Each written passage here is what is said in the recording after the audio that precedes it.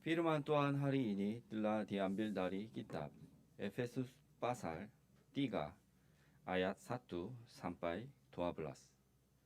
Penulis Juma akan membacakannya buat kita. Itulah sebabnya aku ini, Paulus, orang yang dipenjarakan karena Kristus Yesus untuk kamu orang-orang yang tidak mengenal Allah. Memang kamu telah mendengar tentang tugas penyelenggaraan kasih karunia Allah yang dipercayakan kepadaku karena kamu. Yaitu bagaimana rahasianya dinyatakan kepadaku dengan wahyu, seperti yang telah kutulis di atas dengan singkat. Apabila kamu membacanya, kamu dapat mengetahui daripadanya pengertianku akan rahasia Kristus, yang pada zaman angkatan-angkatan dahulu tidak diberitakan kepada anak-anak manusia, tetapi yang sekarang dinyatakan di dalam roh kepada rasul-rasul dan nabi-nabinya yang kudus, yaitu bahwa orang-orang bukan Yahudi karena berita Injil turut menjadi ahli-ahli waris dan anggota-anggota tubuh dan peserta dalam janji yang diberikan dalam Kristus Yesus. Dari Injil itu, aku telah menjadi pelayannya menurut pemberian kasih karunia Allah yang dianugerahkan kepadaku sesuai dengan pengerjaan kuasanya. Kepadaku, yang paling hina di antara segala orang kudus, telah dianugerahkan kasih karunia ini untuk memberitakan kepada orang-orang bukan Yahudi kekayaan Kristus yang tidak terduga itu, dan untuk menyatakan apa isinya tugas penyelenggaraan rahasia yang telah berabad-abad tersembunyi dalam Allah yang menciptakan segala sesuatu, supaya sekarang oleh jemaat diberitahukan pelbagai ragam hikmat Allah kepada pemerintah-pemerintah dan penguasa-penguasa di sorga, sesuai dengan maksud abadi yang telah dilaksanakannya dalam Kristus Yesus Tuhan kita. Di dalam Dia kita beroleh keberanian dan jalan masuk kepada Allah dengan penuh kepercayaan oleh iman kita kepadanya. Amin. 아멘. Mari kita mengakui iman kita, Yesus adalah Kristus, anak Allah yang hidup. Yesus adalah Kristus, anak Allah yang hidup. Mari kita saling memberi salam. Kita adalah anggota-anggota keluarga Tuhan. Kita adalah Anggota-anggota keluarga Tuhan. Judul khotbah hari ini adalah orang yang dipercayakan rahasia Kristus. Bacaan hari ini diambil dari Efesus 3 ayat 1 sampai dengan 12. Sebagai pengantar, belakangan ini sebuah buku berjudul Tren Gereja Korea 2023 diterbitkan.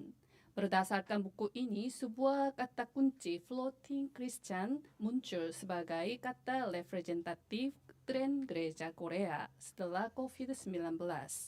Floating dalam bahasa Inggris adalah kata yang mengucapkan penampilan perahu yang terapung-terapung sambil tidak jelas tujuannya.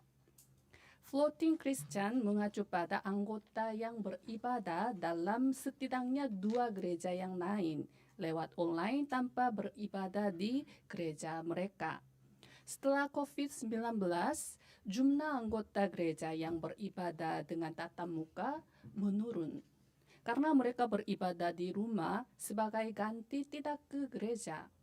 Kehidupan beriman itu bukan menjalani kehidupan sendiri, tetapi bersama. Kehidupan beriman itu bukan menjalani kehidupan sendiri, tetapi bersama. Beribadah bersama, berdua bersama, berbalik bersama. Rasul Paulus berulang kali menekankan fakta ini dalam suratnya kepada jemaat di Efesus. Melalui khotbah minggu lalu, kita telah melihat fakta bahwa kita sedang dibangun bersama di dalam Kristus Yesus. Mengapa Tuhan sendiri yang mendirikan keluarga dan gereja? Karena kerajaan Allah dapat diperluas pesat ketika kedua komunitas tersebut berdiri tegak. Itulah sebabnya setan berfokus untuk menghancurkan keluarga dan gereja. Pemikir Kristen Kierkegaard memberi kepada gereja yang telah kehilangan esensi Injil peringatan seperti ini. Yesus Kristus mengubah air menjadi anggur, sedangkan gereja mengubah anggur menjadi air. Seorang teolog berkata seperti ini, gereja modern memecahkan guci yang berisi anggur. Bahkan mereka saling menikam dan melukai dengan guci yang pecah. Karena mereka terjebak dalam Kejadian pasal 3, 6, dan 11, yaitu mereka terjerumus dalam diri sendiri, materi, dan kesuksesan duniawi sambil kehilangan hakikat rohani sebagai gereja. Inilah realitas gereja saat ini. Tuhan memanggil kita sebagai saksi untuk memberi jawaban dengan hanya 3K: Kristus, Kerajaan Allah, dan kepenuhan Roh Kudus kepada radang sebagaimana yang sudah disampaikan sebelumnya. Dan juga sebagai pemimpin gerakan penginjilan untuk memulihkan gereja yang rusak. Dan lagi pula sebagai tokoh utama untuk penginjilan 237 negara dan 5.000 suku bangsa. Gereja tidak boleh kehilangan hakikat rohani sebagai gereja. Kita harus memenuhi panggilan, tugas, mandat surgawi sebagai platform, menara pengintai, dan antena gerakan Injil zaman ini. Untuk ini, peran kita masing-masing sangat penting. Judul khotbah hari ini adalah orang yang dipercayakan rahasia Kristus. Ini adalah salah satu identitas rohani yang harus kita miliki. Mari kita mengakui sekali lagi, kita adalah orang yang dipercayakan rahasia Kristus.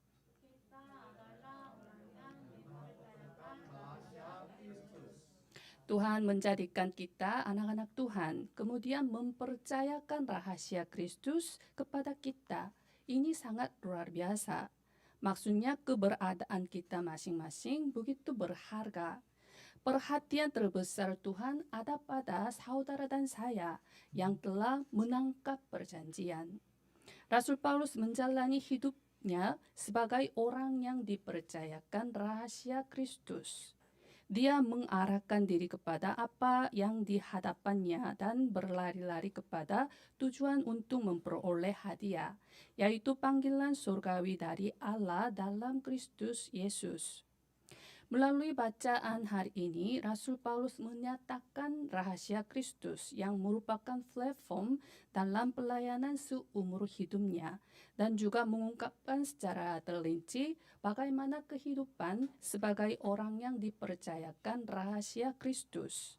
Saya memberkati setiap jemaat orang Indonesia dan Timur Leste dalam nama Yesus Kristus. Kiranya saudara dapat mencari jawaban tentang apa artinya menjadi kehidupan yang layak sebagai orang yang dipercayakan rahasia Kristus. Sehingga saudara dapat berdiri sebagai pemenang untuk melaksanakan misi surgawi menginjili 237 negara dan 5.000 suku bangsa. Pokok bahasan yang pertama adalah rahasia Kristus yang harus dimengerti. Dalam ayat 1 sampai dengan 4, itulah sebabnya aku ini Paulus, orang yang dipenjarakan karena Kristus Yesus untuk kamu orang-orang yang tidak mengenal Allah. Memang kamu telah mendengar tentang tugas penyelenggaraan kasih karunia Allah yang dipercayakan kepadaku karena kamu, yaitu bagaimana rahasianya dinyatakan kepadaku dengan wahyu. Seperti yang telah kutulis di atas dengan singkat. Apabila kamu membacanya, kamu dapat mengetahui daripadanya pengertianku akan rahasia Kristus. Pertama-tama, Rasul Paulus berkata bahwa kasih karunia Allah membuat saya menyadari rahasia Kristus. Untuk memahami bacaan hari ini, kita harus terlebih dahulu mengklarifikasi konsep beberapa kata. Salah satu kata yang Paulus gunakan berulang kali dalam bacaan hari ini adalah rahasia. Ketika kita mengatakan rahasia, kita biasanya berarti sesuatu yang sedang sembunyikan atau sesuatu yang ingin kita sembunyikan. Namun, rahasia yang dimaksudkan di sini mengandung arti yang berbeda dari apa yang sedang kita sembunyikan atau ingin kita sembunyikan. Rahasia disebut mysterion dalam bahasa Yunani. Dalam bahasa Inggris ini misteri, bukan secret. Apa rahasia ini? Efesus 1 ayat 4 dan 10 adalah firman yang menjelaskan makna secara rinci. Rahasia ini disiapkan oleh Tuhan sebelum dunia dijadikan Dan intinya segala sesuatu baik yang di surga maupun yang di bumi dipersatukan di dalam Kristus. Dengan kata lain, segala sesuatu dipersatukan dan diatur dengan Kristus sebagai pusatnya. Keadaan rohani yang telah sepenuhnya dirusak dan dikacaukan oleh peristiwa dalam Kejadian pasal 3 dipulihkan ke keadaan semula melalui Yesus Kristus. Itulah inti dari Injil dan rahasia ini. Dr. Clinton Arnold, dekan Talbot Theological Seminary yang juga merupakan profesor Perjanjian Baru, merangkum rahasia tersebut seperti ini.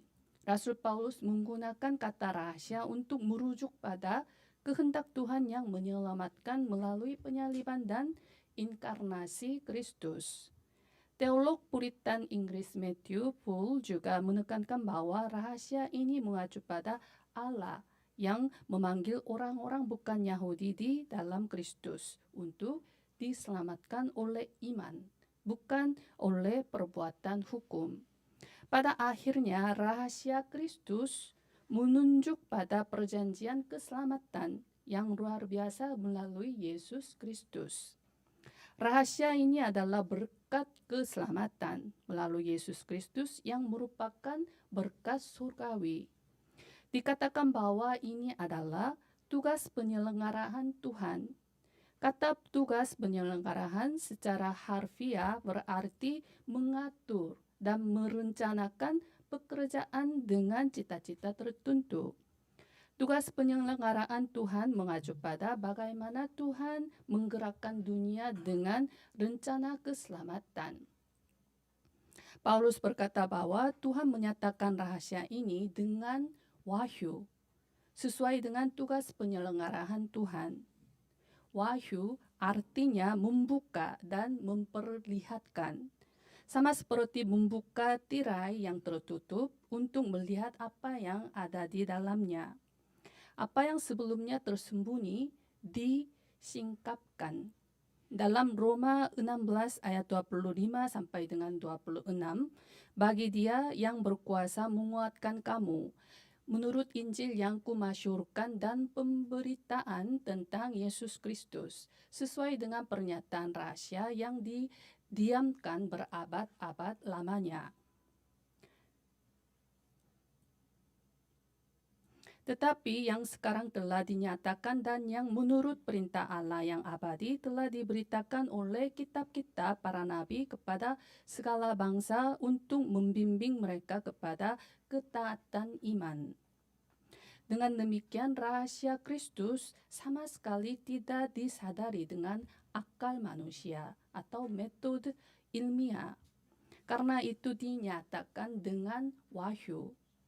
Dalam ayat 5 sampai dengan 6, yang pada zaman angkatan-angkatan dahulu tidak diberitakan kepada anak-anak manusia, tetapi yang sekarang dinyatakan di dalam roh kepada rasul-rasul dan nabi-nabinya yang kudus, yaitu bahwa orang-orang bukan Yahudi karena berita Injil turut menjadi ahli-ahli waris dan anggota-anggota tubuh dan peserta dalam janji yang diberikan dalam Kristus Yesus.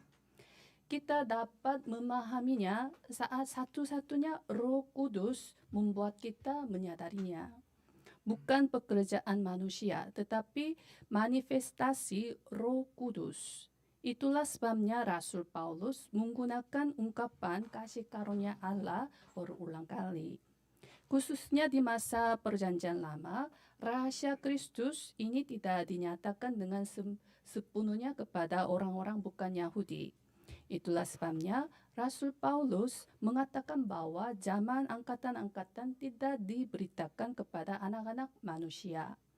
Tetapi sekarang, menurut tugas penyelenggaraan Tuhan, orang-orang bukan Yahudi dapat menjadi ahli-ahli waris bersama, anggota-anggota tubuh bersama, dan peserta dalam janji yang diberikan Kristus Yesus. Keselamatan orang-orang bukan Yahudi dimulai dengan sungguh-sungguh melalui inkarnasi, penyaliban, dan kebangkitan Yesus Kristus. Rasul Paulus selalu mengatakan bahwa betapa besar anugerah ini, sehingga mereka yang telah menyadari rahasia Kristus selalu memiliki kesadaran kasih karunia dan kesadaran syukur. Rasul Paulus yang menyadari rahasia Kristus juga berulang kali mengucap syukur dan kasih karunia dalam surat-suratnya. Dalam 1 Korintus 15 ayat 10, tetapi karena kasih karunia Allah aku adalah sebagaimana aku ada sekarang, dan kasih karunia yang dianugerahkannya kepadaku tidak sia-sia. Sebaliknya aku telah bekerja lebih keras daripada mereka semua, tetapi bukannya aku, melainkan kasih karunia Allah yang menyertai aku. Kolose 2 ayat 6 sampai dengan 7, kamu telah menerima Kristus Yesus Tuhan kita, karena itu hendaklah hidupmu tetap di dalam Dia.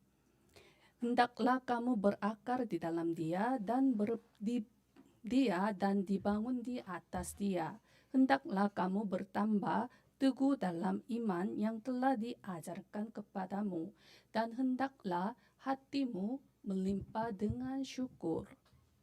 Karena semuanya adalah kasih karunia Tuhan, kita tidak punya pilihan selain menjalani kehidupan yang penuh dengan rasa syukur. Amin. Ketika kita menjalani kehidupan beriman kita, tidak boleh melupakan tentang betapa agungnya kasih karunia keselamatan. Secara khusus, kita harus menyadari bahwa kita dapat mengerti firman mimbar ini karena kasih karunia Tuhan. Mari kita mengakui sekali lagi, mengerti firman adalah kasih karunia terbesar. Mengerti Firman adalah kasih karunia terbesar. Saya memberkati setiap jemaat Indonesia serta Timur Leste dalam nama Yesus Kristus. Kiranya saudara dapat menerima kekuatan baru melalui firman mimbar, dan bertumbuh ke tingkat surgawi untuk menjadi summit penyembuhan 237 negara.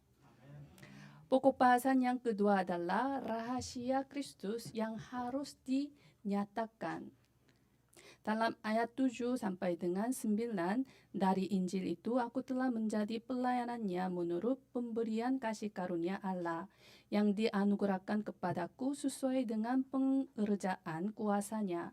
Kepadaku yang paling hina di antara segala orang kudus telah dianugerahkan kasih karunia ini untuk memberitakan kepada orang-orang bukan Yahudi kekayaan Kristus yang tidak terduga itu, dan untuk menyatakan apa isinya tugas penyelenggaraan rahasia yang telah berabad-abad tersembunyi dalam Allah yang menciptakan segala sesuatu.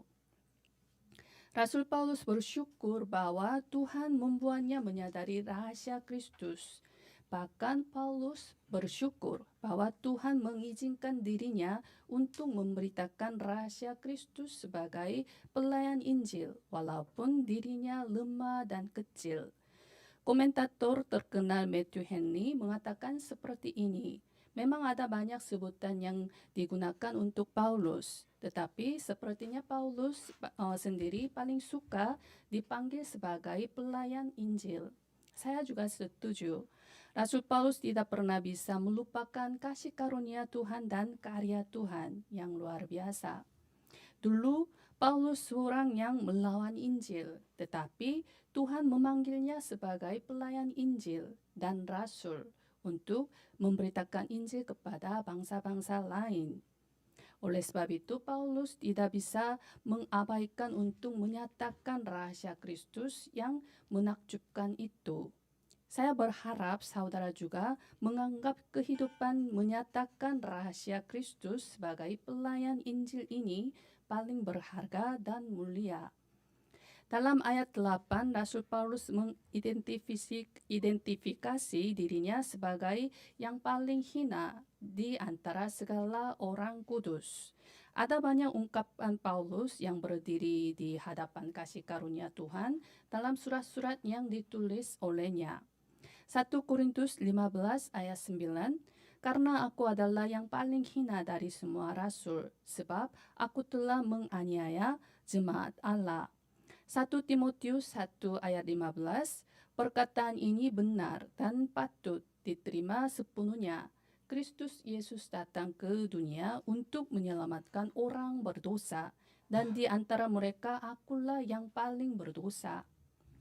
Ungkapan ini bukan sekedar kerendahan hati Paulus, malah dalam setiap langkah Paulus mengalami kasih karunia Tuhan yang besar dan berlimpah-limpah. Sehingga Paulus ingin membalas kebaikan itu melalui kehidupannya. Itu adalah untuk menjalani kehidupan yang menyatakan rahasia Kristus yang telah Paulus alami. Itu adalah untuk menyampaikan kepada orang-orang bukan Yahudi kekayaan Kristus yang tak terduga. Itu adalah untuk menjalani kehidupan yang menyatakan rencana Tuhan untuk menyelamatkan umat manusia, yaitu tugas penyelenggaraan Tuhan yang tersembunyi di dalam Tuhan. Rahasia Kristus yang dinyatakan kepada kita tidak dimasukkan untuk disembunyikan seperti rahasia militer. Itu tidak dimaksudkan untuk disembunyikan dengan cara apapun, tetapi entah bagaimana caranya rahasia Kristus itu harus dinyatakan. Dalam ayat 10 sampai dengan 12, supaya sekarang oleh jemaat diberitahukan pelbagai ragam hikmat Allah kepada perintah-perintah dan penguasa-penguasa di surga, sesuai dengan maksud abadi yang telah dilaksanakannya dalam Kristus Yesus Tuhan kita. Di dalam Dia kita beroleh keberanian dan jalan masuk kepada Allah dengan penuh kepercayaan oleh iman kita kepadanya. Sebab itu aku minta kepadamu supaya kamu jangan tawar hati melihat kesesakanku karena kamu, karena kesesakanku itu adalah kemuliaanmu. Rasul Paulus menunjukkan alasan mengapa kita membangun gereja. Dengan sikannya, gereja harus menyatakan rahasia Kristus. Gereja harus menjadi saluran yang menyampaikan inti dari Injil. Dalam ayat 10 diberitahukan pelbagai ragam hikmat Allah kepada perintah-perintah dan penguasa-penguasa di surga melalui gereja. Menurut firman ini, tugas penyelenggaraan yang tersembunyi di dalam Tuhan adalah rahasia yang bahkan tidak diketahui oleh para malaikat surga. Namun, rahasia ini dinyatakan melalui gereja. Gereja memiliki peran yang sangat penting. Kalau misalnya gereja adalah peran utama dalam drama penggenapan penebusan Tuhan, para penguasa-penguasa, pemerintah-pemerintah di surga, yaitu malaikat, iblis, dan setan adalah hanya peran pembantu dalam drama tersebut. Itulah sebabnya keberadaan gereja dan tugas gereja dan peran gereja itu sangat penting. Secara khusus, saya harap saudara memiliki kesadaran rohani bahwa Tuhan telah memanggil saudara untuk menjadi tokoh utama dari gerakan Injil zaman ini. Jika saudara memiliki kesadaran tokoh utama tersebut dimanapun saudara ada, kehidupan saudara akan berubah. Radang saudara akan berubah karena kehadiran saudara di sana. Kehidupan 7 remnant, yaitu kehidupan Yusuf, Musa, Samuel, Daud, Elisa, Yesaya, Paul juga sama. Satu orang memblokir bencana satu zaman. Jika saudara mengalami rahasia Kristus, saudara akan menyelamatkan satu zaman. Saya memberkati setiap jemaat Indonesia serta Timur Leste dalam nama Yesus Kristus. Kiranya saudara dapat menjadi platform, menara pengintai, dan antena dalam gerakan Injil zaman ini. Sebagai kesimpulan, dalam Talmud ada pepatah seperti ini. Ada 3 hal di dunia yang tidak boleh Anda gunakan terlalu banyak. 3 hal tersebut adalah ragi, garam, dan keraguan. Jika Anda menambahkan terlalu banyak ragi saat membuat roti, itu akan kehilangan rasa aslinya dan menyebabkan gangguan pencernaan. Jika Anda memasukkan terlalu banyak garam ke dalam makanan Anda, rasa asli makanan hilang dan hanya asin saja. Jika Anda memiliki keraguan terlalu banyak, kita tidak dapat memulai satu langkah pun. Hal yang sama berlaku juga dalam kehidupan rohani. Jika Abraham ragu-ragu setelah mendengar perintah Tuhan untuk meninggalkan Ur Kasdim, apakah dia dapat menjadi bapa orang beriman? Jika Esther ragu-ragu untuk menghadap raja, bisakah dia menyelamatkan orang Yehuda? Orang yang telah dipercayakan rahasia Kristus tidak boleh ragu-ragu. Kita harus menjadi berlaku segera, langsung. Rasul Paulus melakukan hal itu. Setelah menerima pelayanan Ananias, Paulus segera langsung memberitakan bahwa Yesus adalah Kristus. Segera. Saya memberkati setiap jemaat Indonesia serta Timur Leste dalam nama Yesus Kristus.